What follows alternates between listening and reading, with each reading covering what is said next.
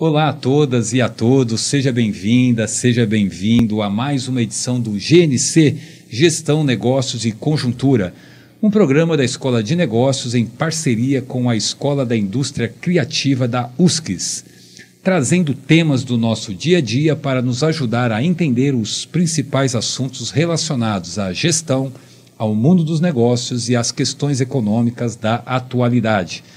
Um espaço de reflexão, debates e que espera contar com sua participação direta por meio de nossos canais virtuais.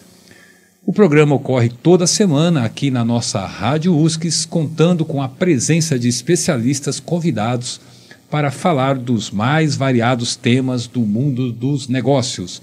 Não fique de fora desta. Meu nome é Volney Gouveia, sou gestor adjunto da Escola de Negócios e coordenador do curso de Ciências Econômicas. Venha conosco e participe!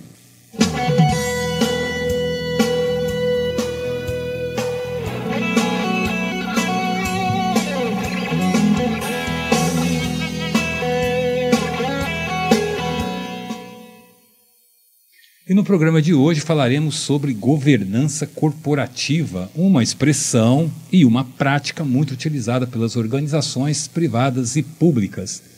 Segundo o IBGC, Instituto Brasileiro de Governança Corporativa, a governança corporativa é, abre aspas, o sistema pelo qual as empresas e demais organizações são dirigidas, monitoradas e incentivadas, envolvendo os relacionamentos entre sócios, conselho de administração, diretoria, órgãos de fiscalização e controle e demais partes interessadas, fecha aspas.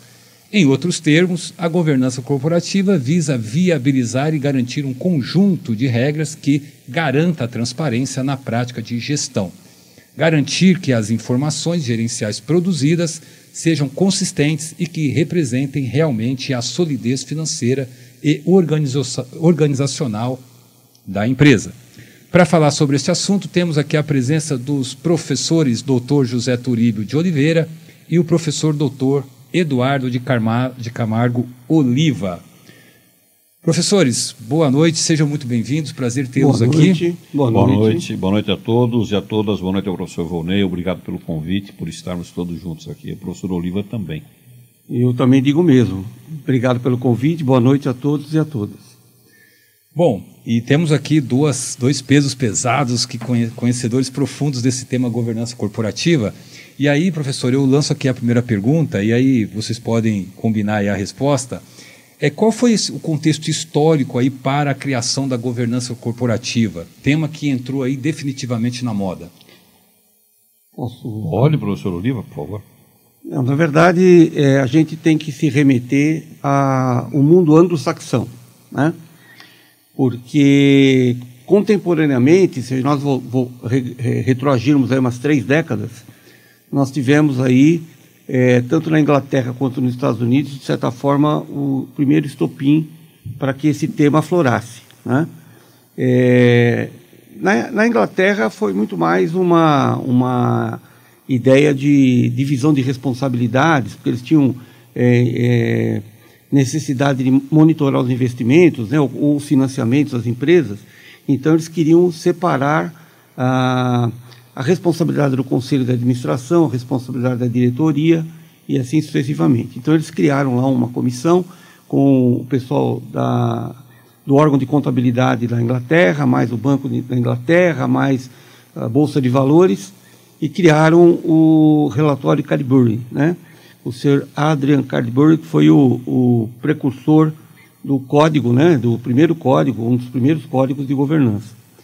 Nos Estados Unidos, que foi a outra ponta, né, lá foi uma tentativa de compra da Chevron, tentando comprar a Texaco, né, e a partir dessa tentativa de compra, um fundo de pensão de funcionários públicos da Califórnia, né, se sentiu bypassado, se sentiu deixado de lado, que não teve voz ativa para entrar nesse processo, né, exigiu, né, que se fizessem algumas alterações, né, na questão, e eles também começaram a legislar a respeito, né? Então, resumidamente, né, é isso. Por que eu digo mundo anglo-saxão? Porque lá as ações são pulverizadas, né? Elas não estão nas mãos, como aqui, por exemplo, no mundo latino-americano, né, que está na mão de famílias, né, na mão de propriedade de famílias. Eu diria até que, estendendo para a Europa,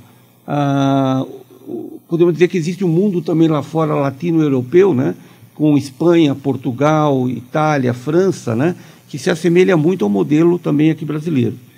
Mas, diferentemente do da Alemanha, né, que a Alemanha é um modelo muito mais de crédito, muito mais vinculado a bancos, né, e nem tanto a busca de capital no mercado privado. Então, assim, resumidamente, eu diria a você que as origens passam por aí. Professor nós não podemos deixar também de considerar, o professor Eduardo fez uma abordagem bastante assertiva sobre a origem da governança, mas não podemos deixar de mencionar também que os próprios documentos oficiais do relatório Cadbury, como o professor mencionou, mesmo os princípios da OCDE, que são instrumentos que normatizaram condutas diferentes de relacionamento com acionistas, trouxeram à tona a necessidade da proteção aos stakeholders, aos acionistas e todos os demais públicos que se relacionam com as empresas de capital aberto. Então, a origem, muito bem lembrada pelo professor Eduardo, ela está centrada na necessidade de gerar a proteção. Tanto é que a gente vai ver depois com a implantação da lei Sarbanes-Oxley dos Estados Unidos, a SOX, que isso trouxe ativa, né, um comportamento novo nas empresas, dando mais segurança ao investidor, dando mais segurança a quem se relaciona com as empresas e, principalmente, àqueles que pretendem que a empresa cresça, se desenvolva, que o negócio vá adiante. Professor, eu tenho uma sensação de que a origem, né, de aceleração da consciência em torno da governança ocorre a partir daquele caso da Enron. A Enron. Você poderia falar um pouquinho sobre isso? Como é que foi esse processo? O escândalo Enron. A Enron, só para quem não conhece, a Enron, aliás, tem uma série, tem aí um filme, que é um documentário sobre a Enron. A Enron foi a maior empresa de energia do planeta, né? Americana, inclusive, de formação. E a Enron, em algum momento, eu vou resumir rapidamente aqui o que aconteceu lá. A Enron, subsidiada, né, por orientações de grandes consultorias da época, né, o que aconteceu? A Enron praticava algumas ações contábeis que não estavam amparadas na legislação americana. E aí a Enron quebrou. Ela quebrou e na quebra da Enron ela levou junto uma avalanche de investidores, os próprios funcionários se comprometeram comprando ações da empresa e que foram dormir milionários com ações milionárias e acordaram com um monte de papel que não valia mais nada na mão, né? E aí a Enron foi um dos casos, mas nós tivemos outros na época também. A WorldCom foi um caso semelhante, né? Nós tivemos o caso da Xerox Internacional. Então tivemos alguns casos assim, mas o Enron de fato foi um caso que marcou muito lá no início, no final dos anos 90, início dos anos 2000, marcou muito porque trouxe à tona a necessidade de se criar mecanismos de proteção mais firmes, mais efetivos. Aí surgiu a lei Sarbanes-Oxley. Aquela crise financeira de 2008, a crise imobiliária do subprime nos Estados Unidos, também teve alguma relação com isso. Qual é a avaliação que vocês fazem em torno disso? Nós tivemos nessa 2008, né, todo aquele problema com, se não me engano, o banco Lehman Brothers, né, que foi um agente que acabou também entrando no processo de fechamento, né, falência, em função justamente dessa questão da supervalorização de ativos, né, mascarar balanços, né. Isso tudo cria uma bolha e isso acaba, digamos, fazendo com que o investidor ou aquele que aplica o seu dinheiro tema, né? Tanto que se você pegar em termos de proporção, o mercado americano tem mais ou menos tinha, né, uns anos atrás, umas 6 mil empresas em bolsa. Na Inglaterra, umas 3 mil. No Brasil, nós temos 400 empresas em bolsa. Né? Então, nós temos aqui no Brasil assim, um mercado onde nós não temos cultura de investimento em bolsa, né? Mesmo após a bolsa ter criado níveis diferenciados de governança, né? Para que as empresas tivessem maior exigência do que a própria CVM coloca, né? Fazendo coisas adicionais. Mesmo assim, todos esses fatos que ocorreram no exterior, eles acabaram chegando aqui, né? E assim, geram muita desconfiança no público em geral para investir em Bolsa de Valores. Que é o nível 1 e nível 2 de governança, né, que foi instituído pela Bolsa, né, para exatamente dar maior transparência às empresas que querem fazer, por exemplo, um IPO, né, iniciar as operações de captação de recursos. O máximo é o novo mercado, né, é o top, né, é o top. Né? Mas eu só queria aproveitar aqui, entrando na linha do que o professor Eduardo está falando sobre o subprime. Subprime foi um movimento especulativo que aconteceu no segmento imobiliário americano e que nós quase tivemos uma revisão disso agora recente, né? Mas o que aconteceu no segmento americano? A aceleração, a valorização excessiva dos imóveis possibilitou que as pessoas não cumprissem os pagamentos. E aí virou, porque estavam sobrevalorizados. E aí, de repente, ninguém consegue mais pagar ninguém. E aí começa a ter uma subdesvalorização, que é o subprime, e aí quebra todo mundo. Ninguém paga ninguém, quebra todo mundo, porque compra por um valor, não consegue vender mais, perde dinheiro. Então, isso tem uma ligação com a retidão e conduta esmera da gestão. Onde se insere a prática de governança, porque a governança ela tem ferramentas para monitorar e acompanhar a gestão. Compliance é uma delas, mas tudo bem. Por favor, professor. Nessa linha que o professor Turíbio está comentando, a governança, na verdade, ela veio para ser a figura do conselho de administração, o conselho fiscal, né, dentro da organização, também a assembleia de acionistas, né, das empresas de capital aberto, e a gestão, ela é, vamos dizer assim, um agente dentro da organização que interage com o conselho de administração quando a empresa o possui. Quando é uma empresa familiar, uma empresa de capital fechado, nós temos um conselho de família, né? Nós temos uma outra caracterização. E podemos ter também o conselho consultivo, né? Que não tem poder deliberativo, que não tem poder de voto, mas ele é um advisor, ele é um conselheiro, né? Da gestão para os aspectos, vamos dizer assim, de decisão da empresa. Né? Então, assim, existem várias configurações de organização que, digamos, faz com que o modelo funcione bem, não só para empresas de mercado, como nós temos também empresas não governamentais, né? Agora startups que estão começando, né? Que também precisam da governança para que os investidores coloquem dinheiro no novo negócio que está nascendo. Né? Então, não é um assunto somente para aquela grande empresa de capital aberto e bolsa de valores que fatura acima de $1 bilhão por ano. Não é isso.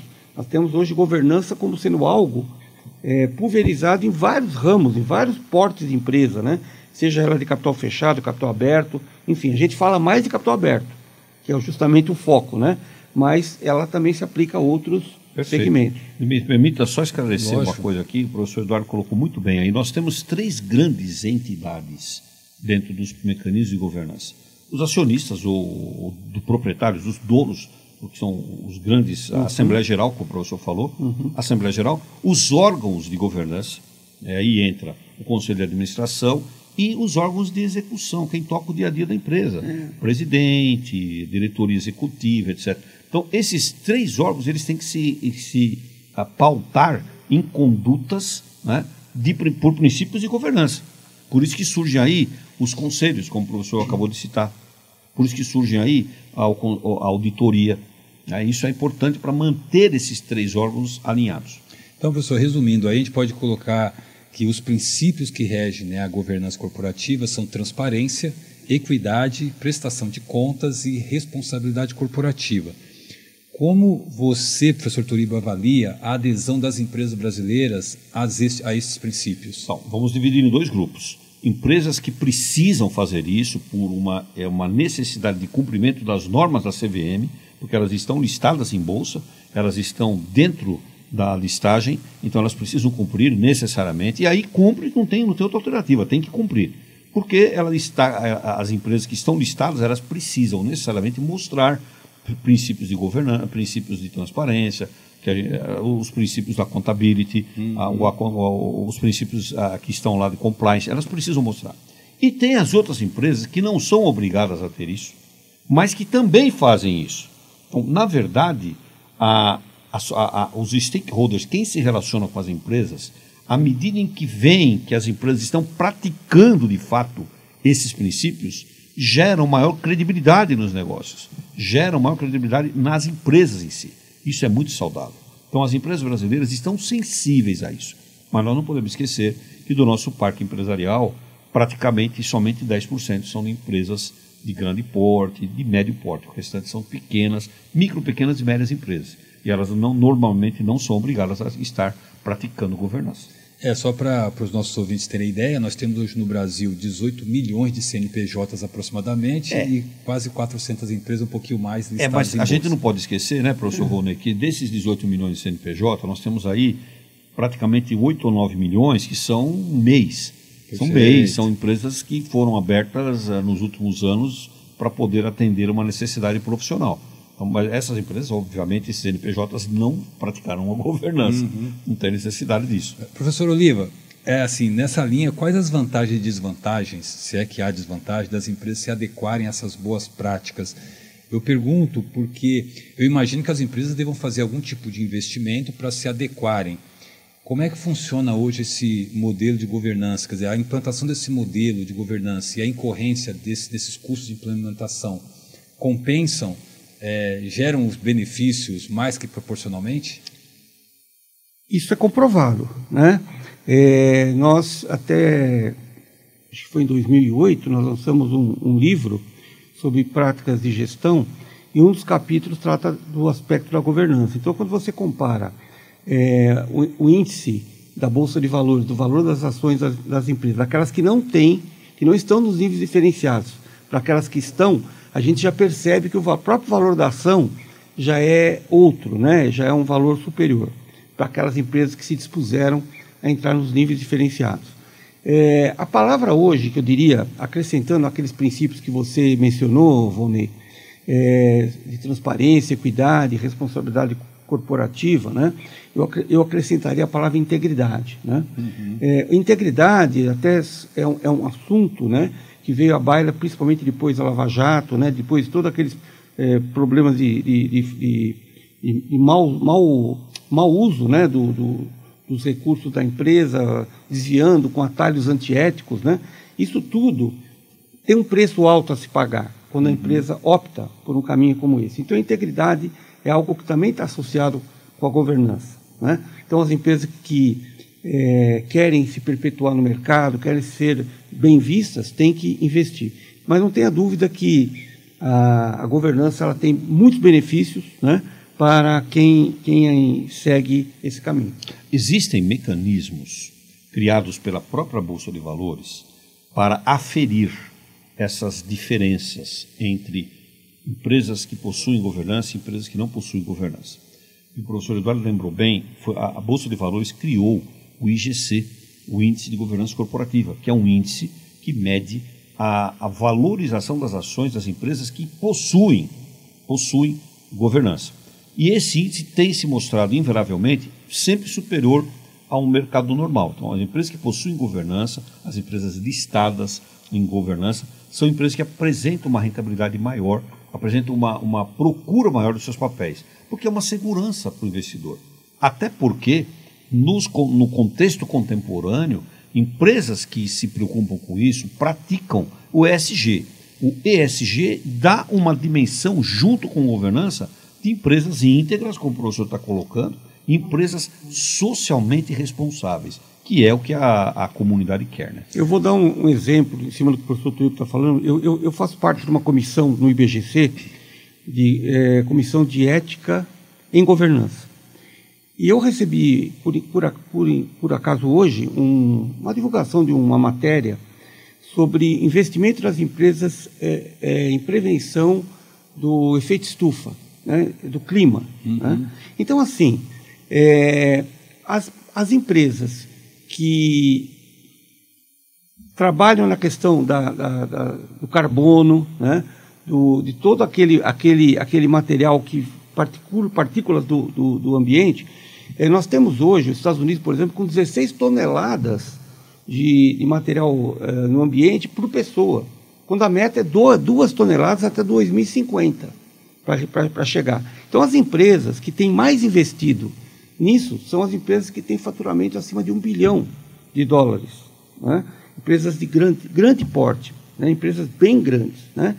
E aqui no Brasil nós temos um prêmio chamado Prêmio Transparência Brasil, que é feito pela ANEFAC, Associação Nacional dos Executivos de Finanças e Contabilidade, e também é auditado pela FIPECAF, que é um instituto na área de contábeis lá da Universidade de São Paulo.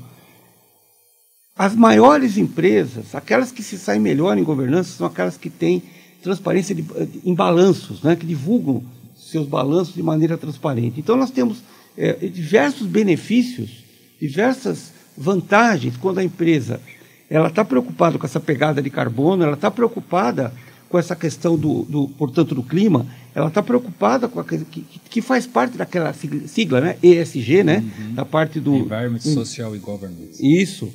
E que estão preocupadas em serem reconhecidas como as que melhor divulgam seus balanços, né? Isso tudo tem uma reversibilidade importante para o seu negócio, para vamos dizer assim, seu êxito, né, na sociedade. Certo? E está surgindo agora um novo movimento dentro do mundo empresarial que certamente vai trazer uma questão muito mais preocupante do ponto de vista de governança, do ponto de vista de valorização da governança, que são as novas formas de negócios. Por exemplo, quando você fala lá de quem está operando na rede blockchain, está falando com o NFT, né, os tokens não fungíveis, né, você está comercializando uma coisa que, teoricamente, não está presente materialmente.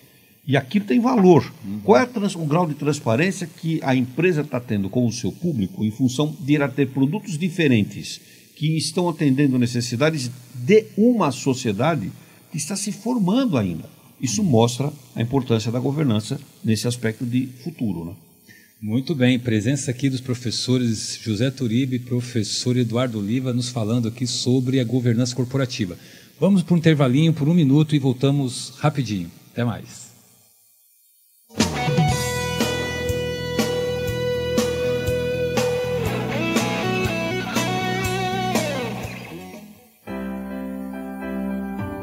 Conhecimento, a melhor ferramenta para transformar a sua vida. E nós, da Universidade Municipal de São Caetano do Sul, sabemos disso. Os novos tempos demandam inovações e nossa missão é ajudar o estudante a encontrar um mundo de possibilidades. Com mais de 30 cursos de graduação e programas de pós-graduação nas modalidades Lato e Stricto Sensu, oferecemos todo o suporte necessário para que você consiga atingir os seus objetivos, unindo mais de 50 anos de tradição com modernos recursos e metodologias. Sabemos que o nosso sucesso depende do fator humano. Temos um corpo docente formado e preparado para ensinar e ajudar a vencer desafios. Nosso papel é incentivar e ampliar horizontes. Conciliamos sólidos conceitos teóricos com a prática profissional aplicada ao longo do curso superior, por meio do programa de iniciação científica e também projetos de extensão universitária, deixando assim o estudante preparado para o mercado de trabalho. E para tornar tudo isso possível, temos uma infraestrutura de ponta à sua espera. Ensino, pesquisa, extensão, infraestrutura e conhecimento transformam vidas e podem transformar a sua também. USCS, faça a sua melhor escolha.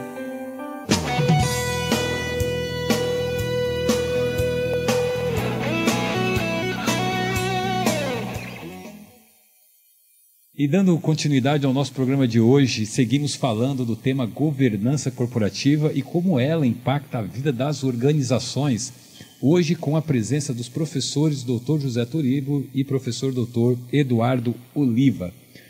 Professor, Professor Turíbio, a chamada teoria do agente principal, desenvolvida por Jensen e Macklin em 76 nos Estados Unidos, parece ter sido aí o pontapé inicial da estruturação da governança corporativa. A questão de fundo tratada pelos autores é que gestores contratados pelos donos das empresas tinham tendências de se auto-beneficiarem, aproveitando-se de suas posições, em detrimento dos interesses da própria empresa. Daí a necessidade de harmonizar os interesses das partes. Como coordenar estes interesses de uma forma efetiva? Vamos lá, vamos resumir então para ficar bem fácil. Você tá se referindo à chamada teoria da agência. A teoria da agência pressupõe duas entidades. O principal, que é quem tem o dinheiro, quem tem a propriedade, e o agente, quem está agindo para fazer as coisas acontecerem, ou seja, o gestor, o administrador. A teoria prevê duas situações, que o agente, aquele que está agindo, ele vai fazer tudo para se beneficiar em relação à empresa. E, o outro lado, né, o principal, vai ter que criar mecanismos de controlar o agente. Então, isso custa. A governança, ela mostra mecanismos de controle. Então, o agente, ele tem que se encaixar no sistema de governança para que não possa haver o descumprimento daquilo que o principal quer. E o principal estabelece esses mecanismos para ele ficar seguro de que a empresa está sendo gerida, está caminhando da forma como ele deseja e que os acionistas querem. Então, no caso da crise financeira americana, a crise do subprime, podemos dizer então que havia ali um problema de conflito entre o agente e o... Um pouco mais especulativo do que propriamente dito de gestão do negócio. Era um problema muito mais especulativo, né? Mas não deixa de ter o fundamento dentro da relação na teoria da agência. Professor Eduardo.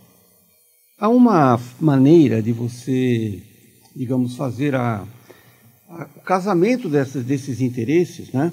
Que é por meio da questão dos incentivos, né?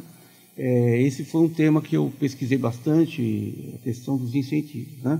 Isto é, como é que você remunera os seus agentes, né? O seu corpo diretivo, né? E existem aí, digamos, controvérsias, né? Tem empresas que, digamos, querem pagar remuneração variável para conselheiro, e tem gente que é contra, porque conselheiro deveria ter ações da empresa e não ter remuneração variável, né? A diretoria, por sua vez, hoje é sabido, né, que ela tem uma remuneração variável bem maior que a fixa, né, caracterizada principalmente por bônus, né, que eles recebem. Então, conforme o pacote de benefícios, conforme o contratado para esse pacote de remuneração, seja ele com bônus, ações, enfim, o que for, você pode minimizar essa questão do interesse do agente pela empresa, né? O que não pode acontecer, em hipótese nenhuma, e isso aconteceu, infelizmente, é quando a empresa vai à falência e o executivo sai rico, né? Ele é desligado da empresa e sai milionário, né? Ele sai com o bolso cheio. Isso acontecia no passado, né? Por quê? Porque houve uma falha, né, nos aspectos de contrato que foi feito com esses executivos, né? Então, para atender ao que o professor Turíbio falou, a gente tem alguns mecanismos, só que existem mecanismos que você trabalha muito mais pensando no médio e longo prazo, em termos de remuneração, e muito menos no curto prazo. Para você tentar reter muito mais esse executivo, para você tentar que ele tenha mais interesse em permanecer na sua empresa e defendendo o seu negócio. E no caso brasileiro, professor, com a aprovação aqui da nossa lei SOX, né? Não é nossa, né? Não é nossa, é americana. Nós estamos sujeitos a ela. Estamos, exato. As empresas brasileiras precisam se adequar, inclusive adequar os seus balanços, né, à legislação americana, porque os balanços são publicados em moeda local e também em dólar, né? E para serem publicados em dólar, elas precisam seguir toda essa orientação. Como é que isso impactou? Como é que essa lei impactou no mercado brasileiro? Então, todas as empresas, vamos deixar isso claro, né? Todas as empresas que operam com os Estados Unidos, importando ou exportando, estão sujeitas à lei Sarbanes-Oxley, a SOX. Né?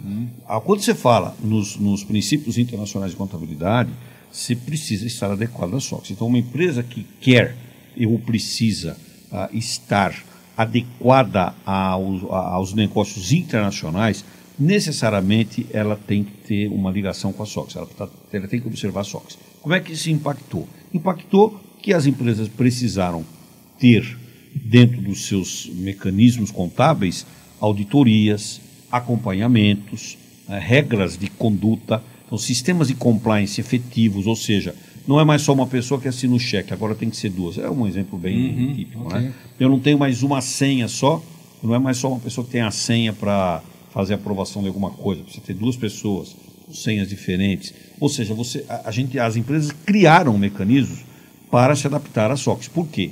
Porque a punição é muito séria. A punição é séria e pega os dirigentes. Esse é um problema.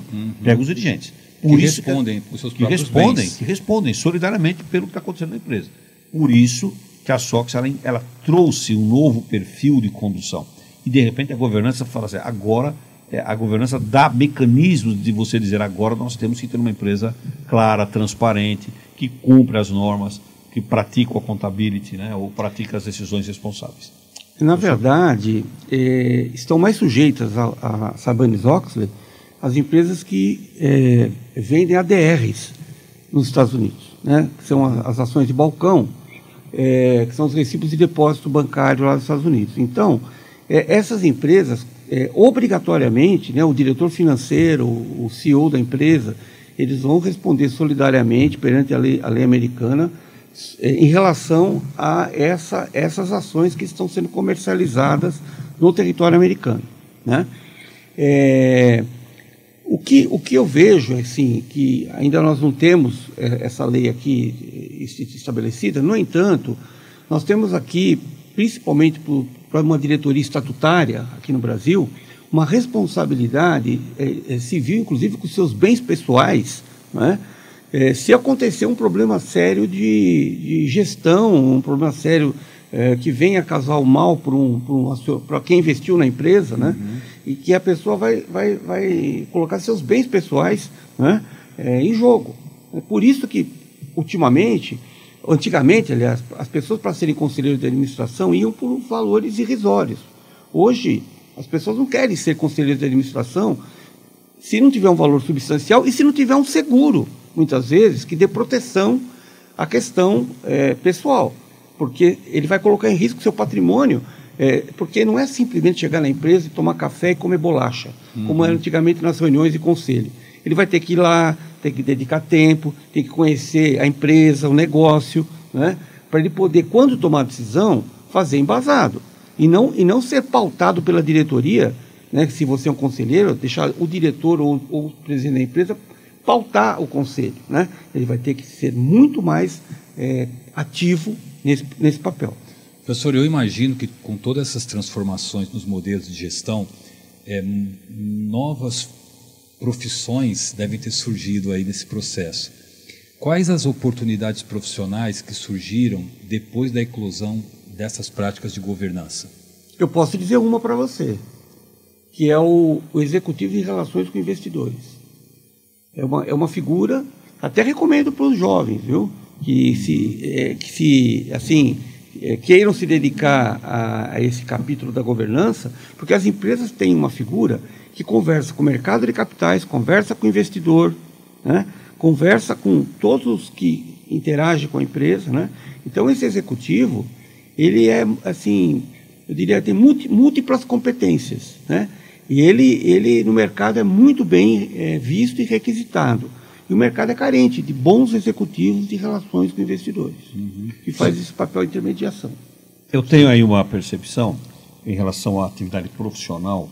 O professor Eduardo pegou muito bem essa parte de relações com investidores, até porque a própria CVM obriga que a denominação seja diretor financeiro e de relações com investidores. É obrigatório, esse cargo tem que ter no Estado. Às vezes ele nem acumula, né? Às vezes não pode nem acumular. Ele é só relações com investidores. Exatamente. Tanto é que a acumulação também não é bem vista entre CEO e presidente, entre CEO e chairman, pode não é que é o presidente do conselho. De interesses. Exatamente. Então, essas coisas são muito sérias. Agora, para os alunos, eu vejo uma coisa assim, o aluno está iniciando agora um curso na área de gestão. Eu vejo uma oportunidade maravilhosa. Por quê? Você tem uma série de leis internacionais e nós estamos falando aqui de SOX, etc., que amparam novas posturas de governança. Você tem aqui no Brasil, por exemplo, você tem a LGPD, que acabou de ser implantada, que exige um comportamento novo dentro das empresas, que as empresas ainda nem sabem como é que faz. Não estão aprendendo a fazer. Criaram cargos novos que não existem. Não existiam até 2 anos atrás. Né? E você tem, por exemplo, uma lei anticorrupção no Brasil, que está em vigor.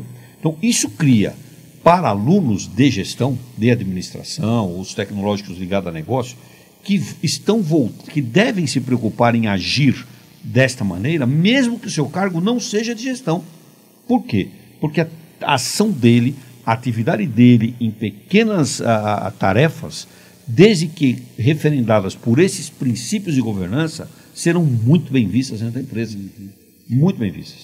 Pessoal, e para finalizar essa nossa conversa, que é muito intensa e vasta, como o tema governança corporativa é abordado no contexto dos cursos da Escola de Negócios? Nós temos disciplinas chamadas governança corporativa. Praticamente os nossos cursos da Escola de Negócios têm lá a disciplina governança corporativa, todos os cursos praticamente os têm, e os cursos abordam, algumas outras disciplinas abordam referenciais de governança. Por exemplo, o accountability, o compliance, são abordados em outras disciplinas, além da disciplina governança. Vou lhe dar um exemplo da minha disciplina, né? Eu trabalho com gestão do potencial humano e nessa disciplina eu trabalho no tema sucessão, né? Então, sucessão para a governança, e eu falo da governança, é o calcanhar de Aquiles de qualquer empresa que queira permanecer nas gerações, ter gerações seguintes cuidando da empresa, né? De uma família, por exemplo, né? Então, é um assunto que não precisa você ter, por exemplo, só uma disciplina específica, como o professor Turipo falou. Numa outra disciplina que tem um outro tema, imagino que na área de finanças, o professor de finanças vai falar também um pouquinho de governança, né? Em recursos humanos eu falo também um pouquinho. Cada professor aborda sobre o foco daquilo que vai apresentar aos alunos, né? Um tema transversal, né? É transversal. Bastante transversal. Bastante transversal. Presença dos professores Dr. José Turibo e professor Dr. Eduardo Oliva explicando de forma simples e didática a governança corporativa. Você tem alguma dúvida, quer dar alguma sugestão de tema, gostaria de interagir com os nossos convidados? Acesse nossos canais e registre sua participação. Lembramos que todos os temas tratados aqui são discutidos nos cursos da Escola de Negócios. Acesse o nosso site e conheça os mais de 10 cursos das áreas de negócios, administração, economia, contabilidade e tecnológicos. Venha fazer parte da nossa universidade.